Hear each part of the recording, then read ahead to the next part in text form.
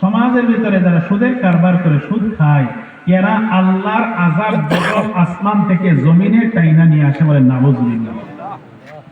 আত-তারগীব ওয়াত তারহিব নামক কিতাবের 3866 নম্বর হাদিসের বর্ণনা। قال رسول الله صلى الله عليه وسلم إذا ظهر الزنا والربا في قرية قد أحلوا بأنفسهم عذاب الله।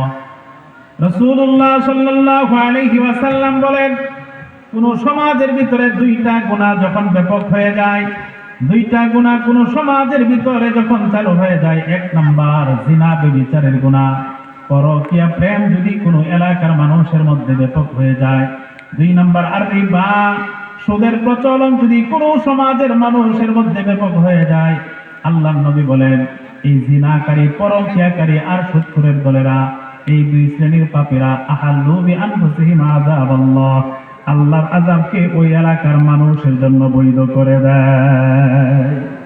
কোন এলাকার মানুষ যদি সুদ খাওয়া শুরু করে, জিনা ব্যভিচার আর পরকীয়া শুরু করে, এই জিনাকারী আর সুদখোরেরা ওই এলাকার মানুষের জন্য আল্লাহর আযাব বৈধ করে, আযাবকে টাইনা জমিনে নিয়ে আসে।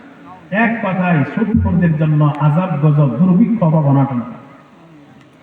এটা দুই নাম্বার শাস্তি। তিন নাম্বার, কোন সমাজের মানুষ, কোন এলাকার মানুষ যদি ব্যাপকভাবে সুদের চর্চা শুরু করে, সুদ খাওয়া শুরু করে, আল্লাহ ওই দেশে দুর্ভিক্ষ নামক আযাব দেয়, অভাব-অনাটন চাপায়া দেয়, পণ্যের মূল্য হুড় করে শুধু বাড়তে থাকে, বাজার মূল্য বাড়তেই থাকে, নিয়ন্ত্রণ করা যায় না, যেটা বর্তমান আমাদের দেশে চলতেছে। জিনিসপত্রের দাম কমতেছে না, বাড়তেছে, দিন দিন খালি বাড়তেছে, কোনোভাবেই এটাকে নিয়ন্ত্রণ করা যাইতেছে না, কমানো যাইতেছে না। আর আমরা বলতেছি কি, এটা অমুকের কারণে হয়েছে, তমুকের কারণে হয়েছে, অমুকে করছে, তমুকে করছে। নবীর হাদিস বলে অমুক তমুক করে নাই, তোমাদের গুনার কারণে হয়েছে। যত কারণে এই পণ্যের দাম বাড়ে, অভাব-অনাটন দেখা দেয়, দুর্ভিক্ষ দেখা দেয়, তোর মধ্যে নবীজি বলছেন দেশের মানুষ যখন ব্যাপকভাবে সুদের আদান প্রদান শুরু করে, সুদ খাওয়া শুরু করে, তখন আল্লাহ তাআলা এই অভাব-অনাটন নামক আযাব চাপায়া দেন, বলেন নাউযুবিল্লাহ। দলিল আত-তারগীব ওয়াত তারহিব নামক কিতাবের 3365 নম্বর হাদিসের বর্ণনা। قال رسول الله صلى الله عليه وسلم ما من قوم يظهر فيهم الربا إلا أخذوا بالسنة। নবীজি বলেন, কোন এলাকার মানুষের ভিতরে যখন সুদের চর্চা প্রকাশ পাবে, সুদের চর্চা যখন ব্যাপকভাবে হতে শুরু করে দেয়, আল্লাহর নবী বলেন উখিযু বিসানা, ওই এলাকার মানুষের উপর আমার আল্লাহ দুর্ভিক্ষ নামক আযাব চাপায়া দেয়। এই হাদিসের পরের অংশে আল্লাহর নবী আরেকটা কথা বলেন, ওয়া মা মিন কওমিন ইয়াযহারু ফীহিমুর রিশা, আর যেই দেশের মানুষের মধ্যে ঘুষের প্রচলন হয়ে যাবে, সরকারি অফিসগুলোর ভিতরে ঘুষ ছাড়া ফাইল চলে না, ফাইল আটকা পড়ে যায়, নবীজি বলেন ঘুষের আদান প্রদান যদি কোনো দেশের মানুষের মধ্যে ব্যাপক হয়ে যায়, ইল্লা উখিযু বির-রুবি, ওই দেশের মানুষগুলো ভীতু আর কাপুরুষ হয়ে যাবে। যেই দেশে ঘুষের প্রচলন ব্যাপক হবে, ওই দেশের মানুষগুলো ভীতু হয়ে যাবে, সাহস হারা হয়ে যাবে, পুরুষ মানুষগুলো নারীর মতো হয়ে যাবে, বেড়া মানুষগুলো বেড়ির মতো হয়ে যাবে। আকার আকৃতি পুরুষ, মনোবল আর শক্তি সাহসের দিক দিয়ে বেড়ির মতো হয়ে যাব। আমাদের দেশে হয়েই তো গেছে, যদি নাই হবে দুই বেড়ির চুলাচুলিতে অবস্থা খারাপ, ঠিক কিনা বলেন? এই জন্য বলছে তোমরা সুদ খাও, ঘুষ দাও, এই জন্য এই অবস্থা। পুরুষগুলা ভীতু হয়ে গেছে, এরা কিছু করতে পারে না। তাহলে এই হাদিস থেকে জানতে পারলাম সুদখোরদের কারণে অভাব-অনাটন আসে, দুর্ভিক্ষ আসে, জিনিসপত্রের দাম বেড়ে যায়। 4 নাম্বার, সুদ খাওয়ার কুফল।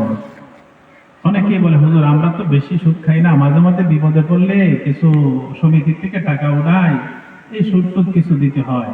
এই যে অল্প অল্প করে যে সুদ খান যারা, তাদের ব্যাপারে একখানা হাদিস। অল্প পরিমাণ সুদ খাওয়া কত বড় গুনাহ, নবীজি বলেন আত-তারগীব ওয়াত তারহিব নামক কিতাবের 2861 নম্বর হাদিসের বর্ণনা।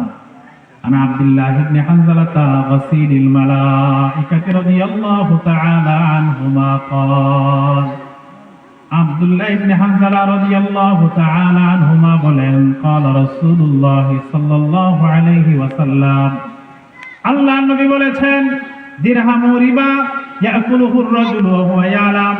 নবী বলেন কোন মানুষ সুদ খাওয়া হারাম এটা জানার পরেও যদি সামান্য পরিমাণ সুদ খায়, সুদ খাওয়া হারাম এই বিধান জানার পরেও যদি কেউ 1 টাকা পরিমাণ সুদ খায়, এই 1 টাকা পরিমাণ সুদ খাওয়া আসাদ্দু মিন সিত্তাতিন ওয়া সালাসিনা জিনা, 36 বার জিনা ব্যভিচার করার চাইতেও মারাত্মক গুনাহ।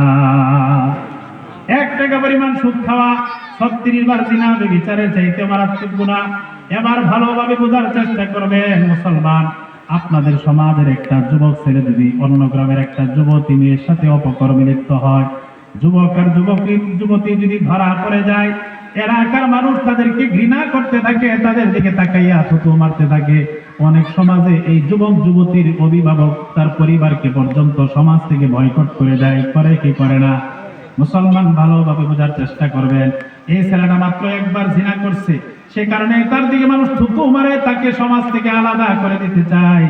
আর নবীর হাদিস বলছে যে 1 টাকা সুদ খায় সে তো 36 বার জিনার চাইতেও মারাত্মক গুনাহ করে। এবার সমাজের যে মানুষগুলো সারা জীবন সুদের খাতা নিয়ে দৌড়াদৌড়ি করে, এই মানুষগুলো কত হাজার বার জিনার চাইতেও মারাত্মক গুনাহ করছে, এদের সাথে কেমন আচরণ করা চায়?